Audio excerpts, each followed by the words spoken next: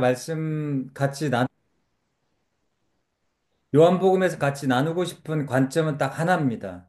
네, 그래서 이 하나만을 중점적으로 여러분이 아셔도 요한복음을 우리가 지금 성경 공부하는 게 아니라 요한복음에 대한 아주 주요 핵심적인 관점이 뭔가 그 관점을 가져가시면 됩니다.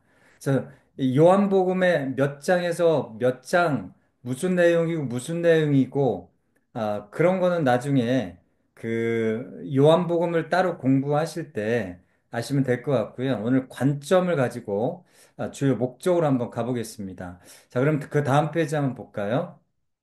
요한복음 한번 보시면 우리가 요한복음 어떤 책이든지 배경이 뭘까? 이게 굉장히 중요합니다. 배경이 굉장히 중요해요. 그 왜 중요하냐? 이가 그냥 그 습관적으로 이렇게 하는 게 아니고요. 배경을 알아야, 그러니까 그 당시 요한복음이 쓰여질 당시에 그 어떤 사람들이 살았었지? 그리고 그 사람들은 어떤 아픔과 시대적인 과제가 있었지? 그들의 필요가 뭐지? 이런 삶의 맥락이 나와야 요한복음을 입체적으로 우리가 이해를 할 수 있거든요. 그래서 이 똑같습니다. 요한복음을 우리가 시대적 배경을 아는 게 굉장히 중요해요. 첫 번째는 뭐냐면 이게 지금 여러분 요한복음이 쓰여질 당시가 제일 늦게 쓰여졌어요. 사복음서 중에서 마태바가 누가 요한복음 중에서 제일 늦게 쓰여졌습니다. 그러니까 이 저자가 사도 요한이죠. 제일 예수님의 제자 중에서 제일 늦게 돌아가셨어요. 제일 늦게 돌아가셨습니다. 그러니까 보통 요한복음을 AD 90년 이후로 봅니다. 아까 마태복음은 언제 쓰여졌다고 그랬죠? AD 70년 전으로 보기도 하고 이후로 보기도 하고 그렇지만 보통 AD 70년 이후로 봅니다. 그럼 예수님이 돌아가시고 원년이라고 했을 때요. AD 원년 예수님이 아셔서 예수님이 33년 이 땅에서 사생애와 공생애를 다 보내시고 돌아가셨지 않습니까? 그리고 나서 33년에 돌아가셔서 여러분 그 90년이면 예수님이 돌아가신 지 몇 년이에요? 대략 한 60년이 지나고 났을 때입니다. 이해되셨죠? 그러니까 70년이면요. 예수님이 돌아가시고 나서 40년이 지났다는 소리예요. 그러니까 AD 90년이면 예수님이 돌아가시고 60년이 굉장히 많이 지난 시점인데 이때 로마가 이 이스라엘을 지배하고 있었어요. 근데 로마 황제가 바뀌면서 이 AD 90년에 누가 통치를 했냐면 도미티안 황제. 여러분 그 꼭 기억하세요. 이 도미티안 황제가 지배하고 있었는데 가장 기독교 역사, 초대교회 역사상 네로와 더불어서 굉장히 많은 핍박을 가했던 그런 황제입니다. 그러니까 여러분 그 요한복음이 굉장히 어, 큰 어떤 파격적인 사건이나 이런 거를 다루지 않는다고 해서 핍박이 없었다. 이렇게 많이 오해를 하시는데 그렇지 않습니다. AD 90년 이후에 도미티안 황제 때 완전히 그 핍박의 정점에 있을 때 요한복음이 쓰여졌다는 거.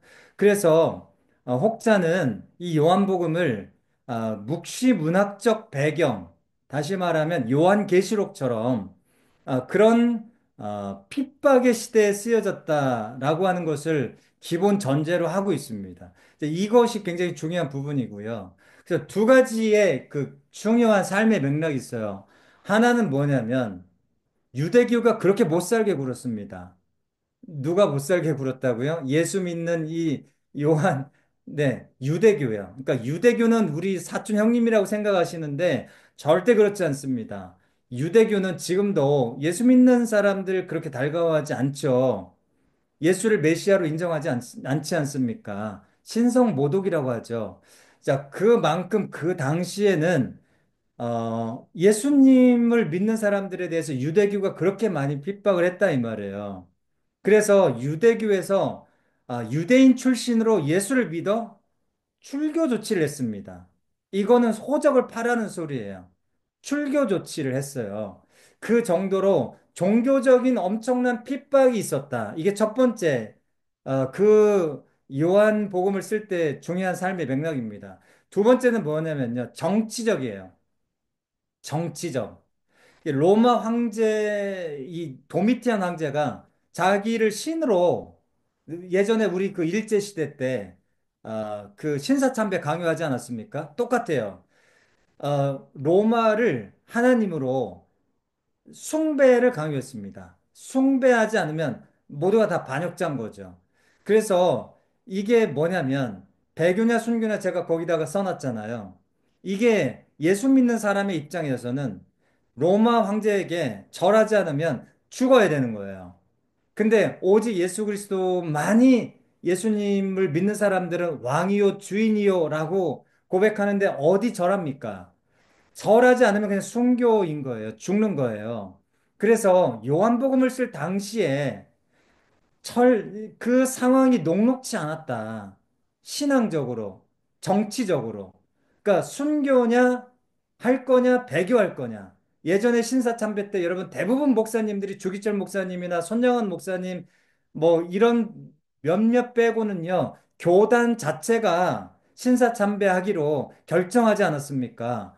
그 정도라고요. 여러분 그 당시 도미티안 황제 때도 마찬가지입니다. 이 정도의 어떤 그 압제와 핍박이 있었기 때문에 어, 굉장히 힘들었던 시대예요. 자, 그래서 종교적으로는 모세의 영광을, 이게 유대교잖아요. 모세의 영광을 다시 되찾자. 예수 믿는 것들 너네 죽어. 너네 출교야. 이런 거에 핍박이 있었고요. 정치적으로는요. 로마 황제한테 절해. 예수 믿는 것들 너무 버릇이 없어. 이렇게 종교적으로, 정치적으로 샌드위치가 된 사람들이 누구냐? 그 요한 당시에 AD 90년 이후에 그 당시에 살았던 예수 믿는 사람들이에요. 이 사람들에게 쓰는 편지, 편지가 아니고 복음서, 이게 요한 복음입니다. 그러니까 이것을 우리가 알지 못하면 요한복음을 제대로 된 관점을 가지고 우리가 읽어내지 못하는 거예요. 그래서 요한복음은 뭘 이야기하고 싶냐? 유대교에서는 뭘 이야기해요? 유대교에서는 모세의 영광. 그죠? 유대교의 영광이에요.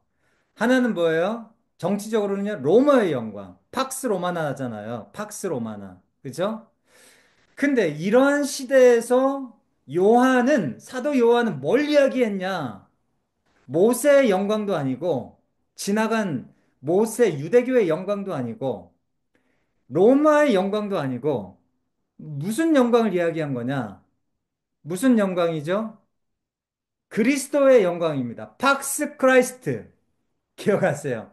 팍스 로마나를 주창하던 그 시대에 사도 요한이 요한복음을 통해서 팍스 크라이스트, 그리스도의 영광을 주창한 게 여러분 요한복음입니다. 이거 기억하셔야 요한복음을 제대로 보는 관점이 생깁니다. 그러니까 아무리 요한복음 1장 뭐가 있고 2장 뭐가 있고 3장 뭐가 있고 이거 백날 외워봤자 제대로 된 관점 뚫고 읽지 못하면 요한복음을 도대체 왜 썼냐? 핵심이 뭐냐? 중심이 뭐냐? 이거 놓친다는 거예요. 그거 1장, 2장, 3장 뭐 나오고 뭐 나오고 그거 해서 뭐 할 겁니까? 제대로 돼서 요한복음이 뭘 이야기하고 있는지를 알아야 될 거 아니에요? 그쵸, 여러분? 두 번째 한번 볼게요. 두 번째.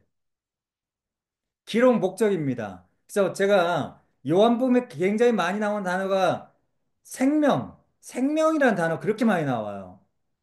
영광이라는 단어 그렇게 많이 나옵니다. 그 왜 그럴 것 같아요? 고난받는 시대, 배교냐, 순교냐, 이 두 가지 갈림길밖에 없는 그 엄청난 엄정한 시대에 고난의 그리스도를 제시하지 않고 뭘 제시한 거예요? 영광의 그리스도를 제시한 거예요. 이기는 그리스도. 이해되셨습니까? 이 영광의 그리스도를 제시해야 지금의 고난의 시대를 순교하며 지나갈 거 아닙니까? 그래서 생명이 많이 나온 거고요. 그래서 영광이라는 단어가 많이 나오는 겁니다. 제가 예를 들어볼까요? 나는 진리요. 아니, 나는 길이요, 진리요, 생명이니라. 에고 에이미 말씀인데요. 거기에 생명 나오죠. 그죠? 네. 또 뭐가 있죠? 음, 나사로 부활장 11장. 나는 부활이요, 생명이니.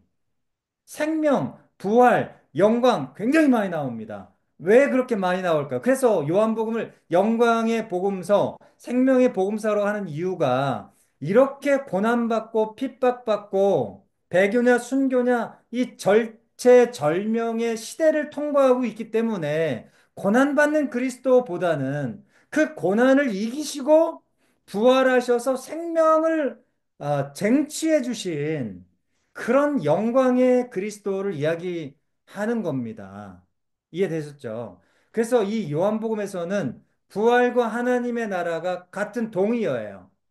부활과 하나님 나라가 같은 동의어입니다. 그래서 부활은 이러한 상황에서, 이러한 핍박의 상황에서 세상의 힘, 다시 말하면 로마의 힘이 절대 권력이잖아요.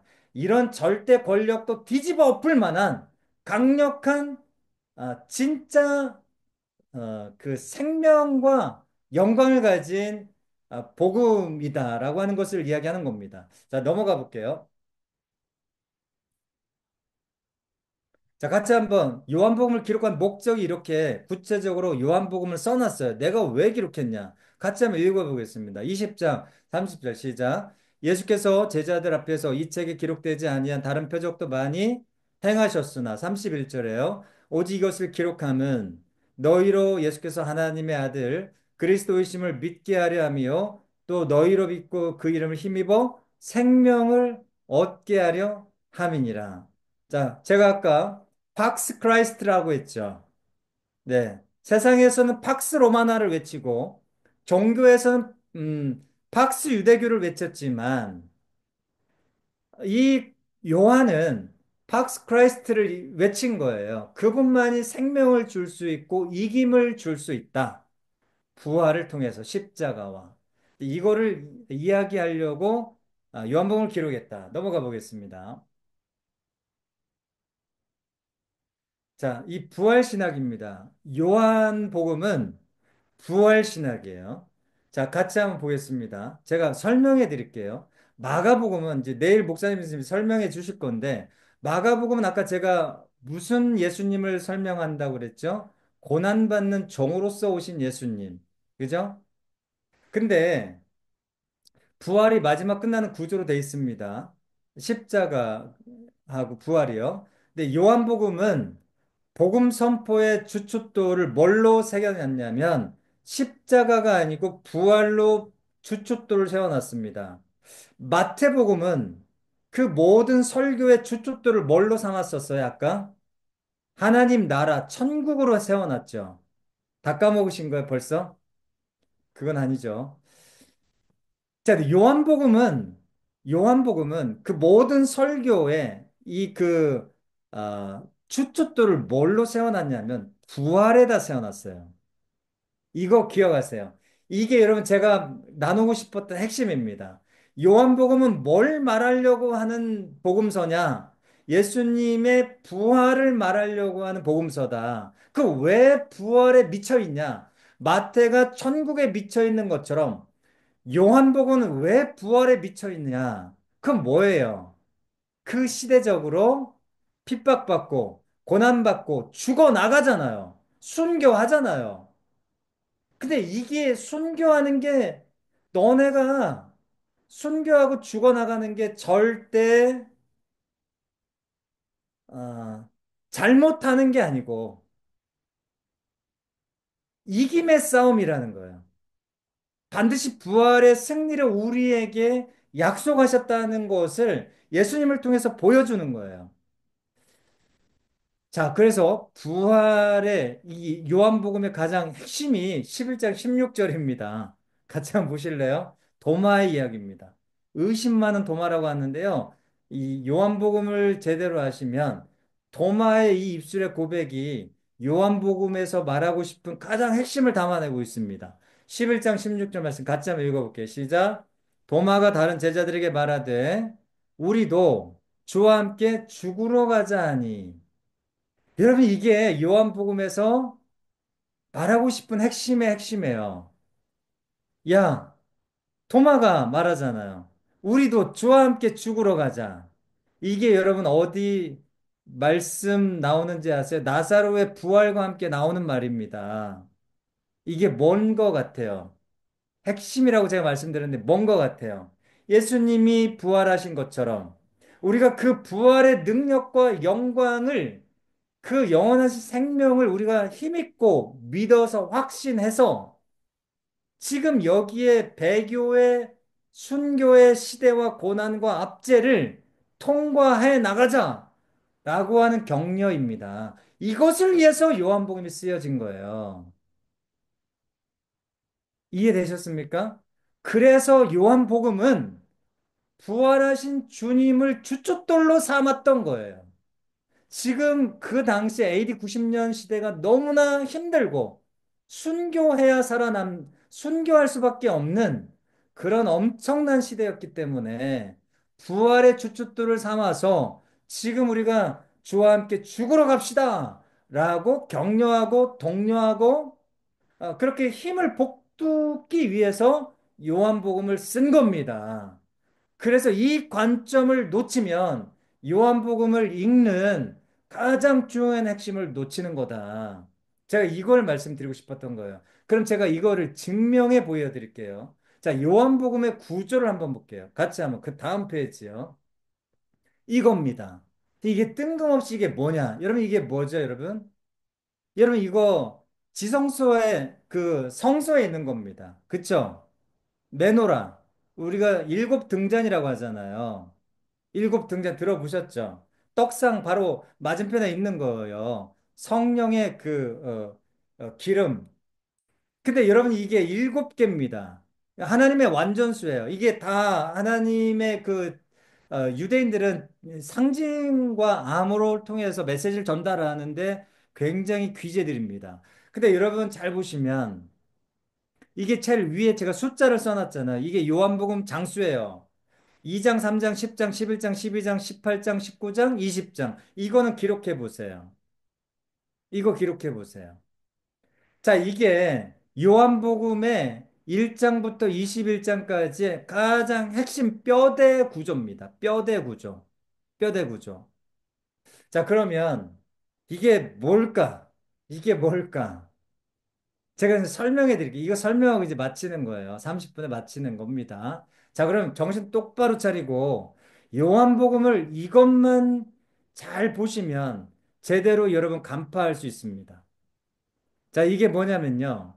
제일 가운데 있는 책갈피, 아까 제가 책갈피 이야기했잖아요. 마태복음의 책갈피는 제가 베드로의 고백 16장 16절이라고 그랬어요.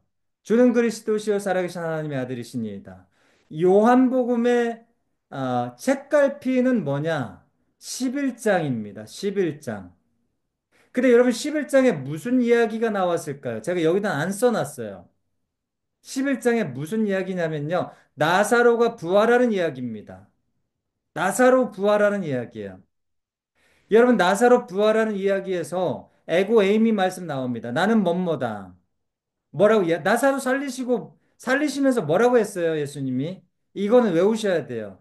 주는 그리스도시요, 살아계신 하나님의 아들이다. 이거 외우는 것처럼, 아니, 요한복음 11장에 이 나사로 살리심이 뭐라고 그랬어요? 나는 부활이요, 생명이니. 이거 다 외울 수 있죠. 이것만 외우세요. 11장 나사로 살리시면서 뭐라고 했어요? 나는 부활이요, 생명이니라고 말씀했어요. 여러분, 이게 요한복음의 정중앙에 있습니다. 정중앙. 이해되셨죠? 정중앙에 있어요. 여러분, 1장부터 21장 홀수장이잖아요. 홀수장에서 짝수장은 중앙이 안 나와요. 정중앙이. 근데 홀수장은 정중앙이 나옵니다. 이해되셨어요? 이게 11장이에요.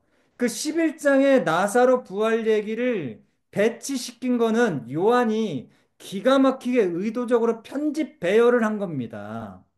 중앙에다가 놓은 거예요. 그러니까 이 요한복음 21장을 이렇게 1장부터 21장까지 이렇게 써 내려갈 때 이 이야기는 어디다 배치하고 이 이야기는 어디다 배치하고 그거를 머릿속에 다 구상하고 나서 나사로 부활 이야기를 일부러 의도적으로 정중앙에다가 심어놨다는 거예요. 책갈피처럼. 그 정중앙에다가 무슨 말을 제가 말씀 그대로 읽어보겠습니다. 11장 25절. 제 호적 생일이 똑같네요. 예수께서 이르시되 나는 부활이요 생명이니 나를 믿는 자는 죽어도 살겠고 무릇 살아서 나를 믿는 자는 영원히 죽지 아니하리니 이것을 내가 믿느냐? 이거 누구한테 질문하는 것 같아요? 나사로에게 질문하는 게 아닙니다. 나사로 자매들에게 질문하는 게 아니에요. 마리아 마르다에게 질문하는 게 아닙니다. 그 당시에 배교냐 순교냐 죽음이냐 믿음을 저버릴 것이냐 이렇게 갈팡질팡하고 있고 이렇게 마음 가운데 주저주저하고 있는 그 당시에 요한 공동체 성도들에게 질문하는 거예요. 너 어느 길 택할래? 나를 믿는 자는 죽어도 살겠고 여러분 이게 정말 이게 책상 머리에서 쓰는 그냥 편안한 말씀이 아닙니다.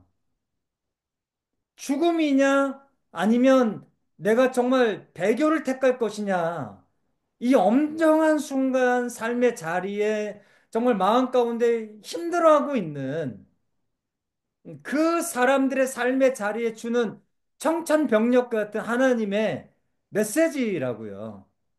죽어도 산다 이 말입니다. 그 죽으라는 이야기예요. 이 부활의 주님을 믿고 나사로 사는 이야기 너가 봤지 않냐? 나사로가 살았지 않냐? 죽어도 산다. 이 예수를 믿는 사람은 죽어도 죽지 않는다. 이거를 중간에다가 심어 놓고 말뚝처럼 죽으라는 말이에요. 죽으라는 말. 이해되셨어요? 이게 요한복음입니다. 그러니 여러분 이 요한복음을 그냥 읽으시면 그냥 소설 같은 이야기죠. 그거 아닙니다, 여러분. 죽으라는 이야기예요. 이 부활의 예수를 믿고 너희들의 시대에 죽음으로 증명하라 이 말입니다. 안 죽는다. 겁내지 마라. 괜찮다. 승리한다. 영광으로 우리가 다시 살아날 수 있다. 이거를 독려하는 복음서가 요한복음서입니다. 이 얼마나 가슴 벅찬 이야기예요. 이게 로마의 힘, 박스 로마나를 뒤집어 엎는 혁명적 교리라고요, 이게. 이게 정말 잠이 번쩍 깨는 그런 메시지입니다. 여러분, 그래서 여러분 그 11장 16절에 이 부활이요 생명이니 죽어도 살겠고 나를 믿는 자는 이 말씀 전에 11장 16절 보세요. 아까 제가 도마가 했던 말. 도마가 뭐라고 그랬어요? 여러분. 도마는 모르고 한 얘기야. 근데 요한은 이 모르고 한 도마의 이야기를 인용해서 여기다가 이렇게 써놨어요. 제가 한번 읽어볼게요. 디두모라고도 하는 도마가 다른 제자들에게 말하되 우리도 주와 함께 죽으러 가자 아니라. 여러분 이게 누구한테 하는 말 같아요? 독백이 아닙니다. 도마의 독백이 아니에요. 누구한테 던지는 메시지예요? 도마의 입을 통해서 그 당시에 배교냐 순교냐라고 하는 그 갈팡질팡하고 굉장히 힘들어하고 핍박 속에 아파하고 있었던 사람들에게 독려하는 메시지라고요. 그냥 우리가 죽자. 부활하신 주님을 우리가 의지하고 믿고 우리가 죽으러 갑시다. 주님과 함께. 이게 여러분 요한복음의 진짜 메시지입니다.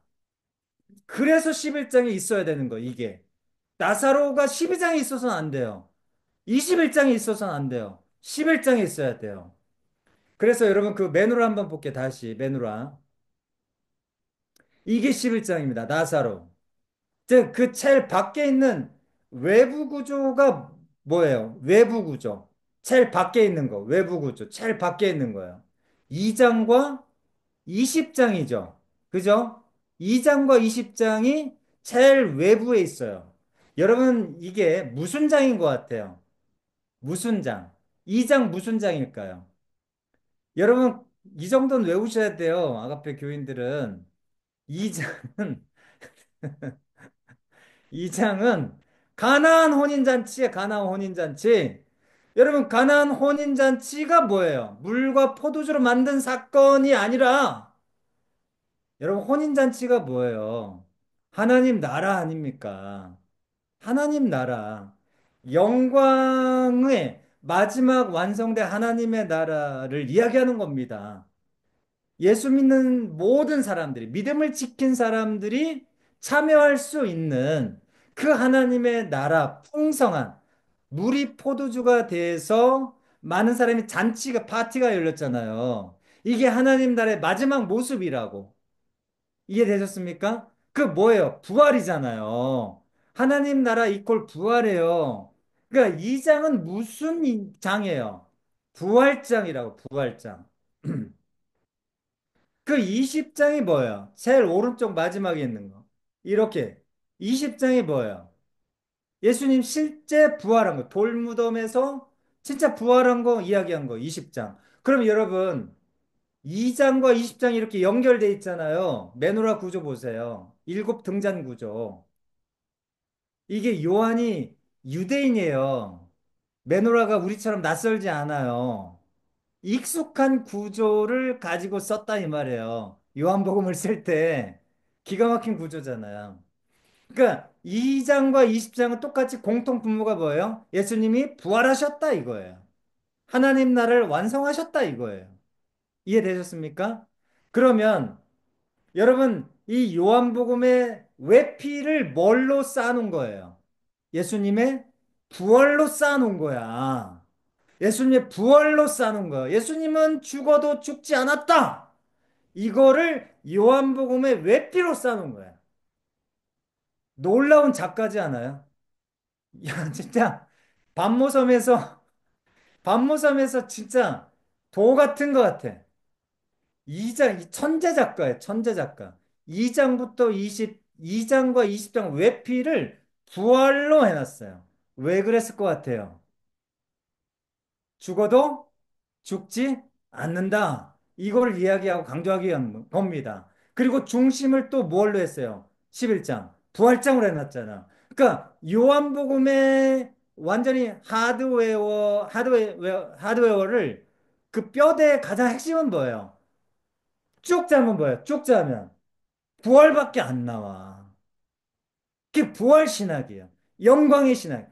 요한복음의 주춧돌을 부활에다 세우는 거야. 부활에다가. 우리는 죽지 않는다. 그 박스 크라이스트. 그 당시의 시대는 박스 로마나를 외쳤고, 유대교는 박스 유대이즘, 히브리즘을 외쳤지만, 아니야. 박스 크라이스트야. 이게 요한이에요. 여러분, 그 외피가 있으면 내피가 있겠죠. 그게 여러분, 그게 3장, 10장, 12장, 18, 19예요. 네 가지. 그 내피야. 요한복음의 내피. 그 요한복음의 내부를 구성하는 게 뭐냐? 먼저 3장을 보자 이 말이에요. 3장. 3장 니고데모 대화 나오고 또 뭐가 나와요? 여러분 잘 아시는 금요기도의 두 번째 찬양 뭐예요? 하나님이 세상을 이처럼 사랑하사 독생자를 주셨으니 그거 나와요. 그 다음에 그 바로 다음에 뭐가 나와요? 모세가 들린 뭐예요? 노뱀이 들린 것처럼 인자도 들려야 하리라. 이 말씀 나옵니다. 요한복음 3장 말씀이에요. 요한복음 3장. 이해되세요? 요한복음 3장에 제가 읽어볼게요. 3장에 그 3장 14절 말씀에 이런 말씀 나옵니다. 모세가 광야에서 뱀을 든 것 같이 인자도 들려야 하리니 그게 뭔 말이에요? 십자가죠. 십자가입니다. 3장은 십자가장이에요.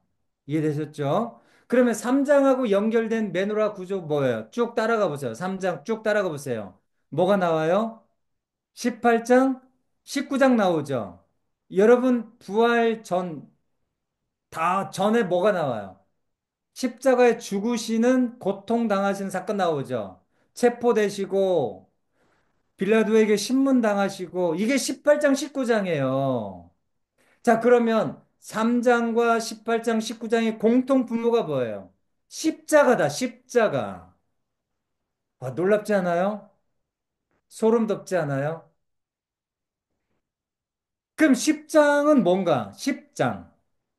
여러분 십장 말씀 잘 보시면 나는 선한 목자라. 선한 목자는 양들을 위하여 목숨을 버리거니와. 여기 여전히 십자가입니다. 십장도 선한 목자, 양을 위하여 자기의 목숨을 버리는 목자, 선한 목자. 그 십자가를 말하는 거예요. 여러분, 10장에 연결된 메노라 구조 따라가 보세요. 뭐예요? 12장. 12장은 대놓고 십자가예요. 12장. 12장 한번 보실래요? 12장. 12장 보세요. 12장. 12장부터는 예루살렘으로 올라가십니다. 십자가에 달려 죽으시러요. 이해되셨어요? 그래서 여러분 12장에서 나오는 말씀 중에 하나가 뭐냐면 여러분 한 알의 밀알이 썩어져 죽으면 이 말입니다. 여러분 그 12장 23절 말씀 보세요. 23절 제가 한번 읽어볼게요. 예수께서 대답하여 이르시되 인자가 영광을 얻을 때가 왔도다.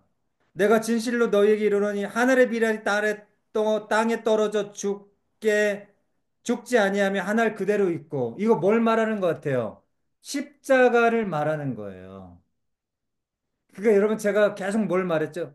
이 요한복음의 3장, 10장, 12장, 18장, 19장 내피 내부 뼈대를 싸고 있는 거는 뭘 말해요? 다 십자가를 말하는 겁니다. 그러면 요한복음의 정리를 하면 요한복음의 내피 내부를 싸고 있는 건 뭐예요? 십자가입니다. 요한복음의 외피 싸고 있는 건 뭐예요? 부활이에요. 그러면 이 메시지를 합해 보세요. 뭐가 나오죠? 우리가 주님께서 죽으시고 부활하신 것처럼 우리도 주와 함께 죽자. 그걸 말하는 겁니다. 이게 요한복음이다. 가슴이 뛰지 않아요? 가슴이 뛰죠? 이게 요한복음의 아주 핵심입니다. 이 관점을 가지고 요한복음을 읽어 보시면 지금까지 내가 그냥 요한복음을 그냥 시간 배열로 나는 사건 배열로 읽은 것과는 다른 관점으로 내가 다시 요한복음을 해석하고 읽게 될 수 있을 겁니다. 이제 저는 이 부분을 좀 말씀드리고 싶었어요. 제가 나누고 싶은 부분은 다 나눴습니다. 이제 여러분, 내 다음 건 한번 볼까요? 다음에.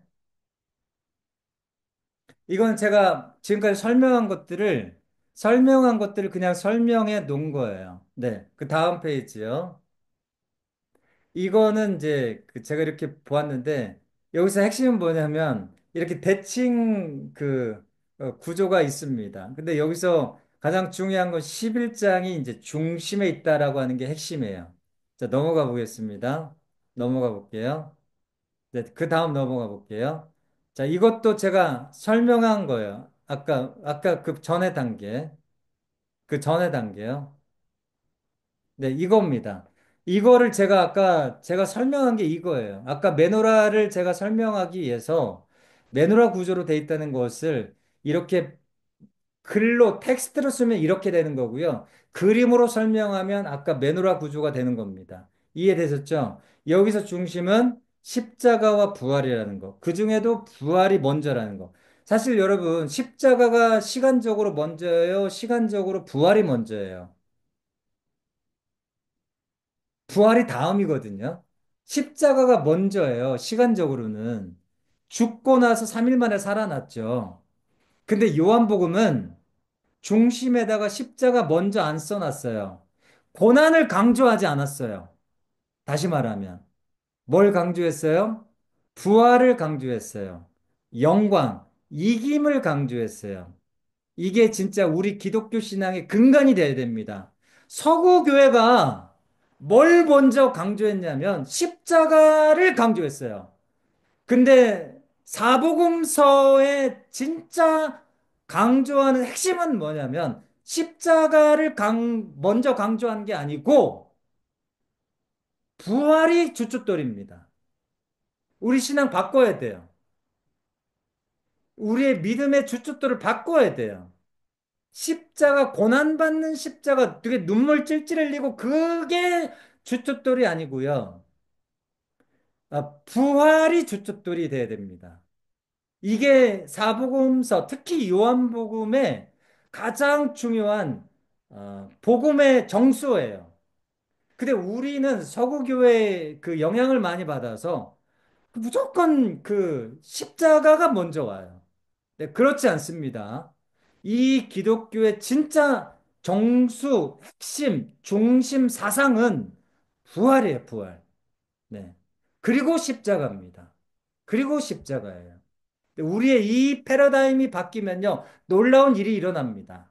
네, 놀라운 일이 일어나요. 네, 나중에 제가 그 고린도전서 15장 금요 기도회 때 강의할 때 부활에 대해서 집중적으로 제가 부활에 대해서 강의를 한번 하겠습니다. 그래서 이 부활이 우리의 근간이 돼야 된다. 이거를 가장 강조한 게 요한복음이다. 이거를 기억하시면 되겠습니다. 자, 그 다음에요. 마지막으로 이것만 하고 이제 기도하고 마치겠습니다. 자, 이 요한복음에 있어서 굉장히 중요한 부분이 뭐냐면 요한복음의 그 특징적인 그 공관복음 마테마가 누가와 틀린 게 하나가 있어요. 그 뭐냐면 이게 위에서 아래 구조예요. 그 성육신적 하강 구조인데 위에서 아래. 그 예수님은 부활하신 예수님은 어떤 분이냐? 위에서 아래로 내려오시는 분이다. 아까 그 임마누엘과 굉장히 비슷한데요. 그거를 굉장히 강조합니다. 대부분 마테마가 누가는 갈릴리에서 예루살렘으로 이렇게 상승 구조예요. 상승 구조. 근데 요한복음은 방향성이 달라요. 위에서 아래로 내려옵니다.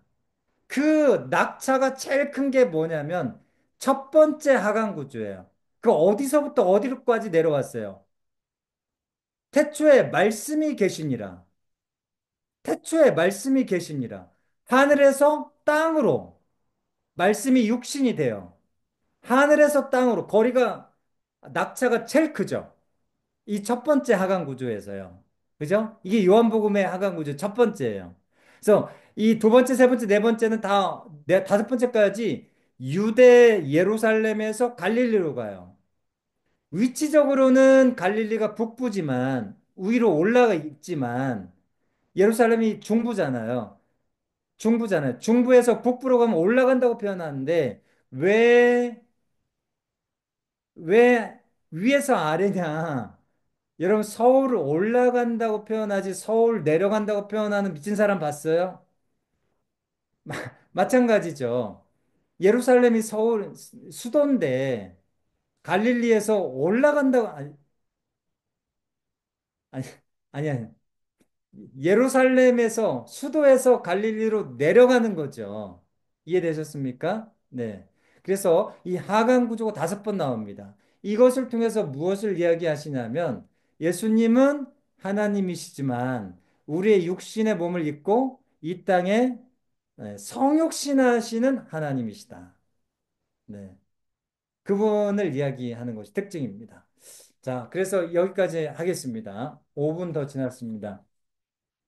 마태 오늘 요한복음 같이 했는데요. 이 관점을 가지고 통독을 하실 때 한번 읽어보시면 조금 더 다른 관점을 가지고 우리가 읽지 않겠나 그런 생각을 해봅니다. 도움이 되셨으면 좋겠고요. 그리고 내일은 이제 마가복음 같이 이어서 하고 어, 이제 이 관점을 가져가는데 좀 많이 좀 우리가 집중하면서 좀 들었으면 좋겠습니다. 제가 기도하고 마치겠습니다. 하나님 감사합니다. 이 땅에 진정한 왕으로서 아버지의 나라, 천국을 우리에게 가르쳐 주시고, 보여주시고, 증명해 주시고, 우리의 손에 만지게 해 주시고, 경험케 해 주셔서, 천국이 어떤 것인지 알게 하신 하나님 감사하고, 천국으로 우리를 초청하여 주셔서 감사합니다. 아버지 하나님, 그 천국이 우리 가운데 올 때까지 영원히 함께 하시겠다고 약속하여 주셔서 또한 감사합니다. 아버지 하나님, 나를 믿는 자는 죽어도 살겠고, 라고 말씀하셔서 이 모든 아버지 하나님, 이 땅에서의 고통과 상처와 눈물과 아픔과 죽음과 죄의식과 죄책감의 문제 때문에 아버지 하나님 해답이 없었던 우리들에게 진짜 아버지 죄의 문제와 사망의 문제, 죽음의 문제를 완전히 해결하여 주시고 아버지 이 부활의 영광으로 우리를 초청하여 주신 하나님 감사합니다. 우리 주님만이 영광이시요, 우리 주님만이 주이시요, 우리 주님만이 왕이심을 찬송하고 예배합니다. 아버지 하나님 이 관점을 가지고 마태 아버지 하나님 요한복음을 읽을 때 우리의 가슴이 벅차오르게 하시고 우리의 가슴이 뜨거울게 하여 주시고 오늘 이 땅의 삶을 내가 어떻게 살 것인가에 대해서 다시 한번 결단하는 귀한 시간 될 수 있도록 인도하시고 2025년 말씀으로 아버지 다시 한번 우리의 영이 살고 소성하고 회복되는 은혜가 있게 하여 주옵소서. 감사드리며 예수님 이름으로 기도합니다. 아멘. 네, 늦은 시간까지 고생하셨습니다. 수고하셨습니다. 그렇습니다. 수고하셨습니다.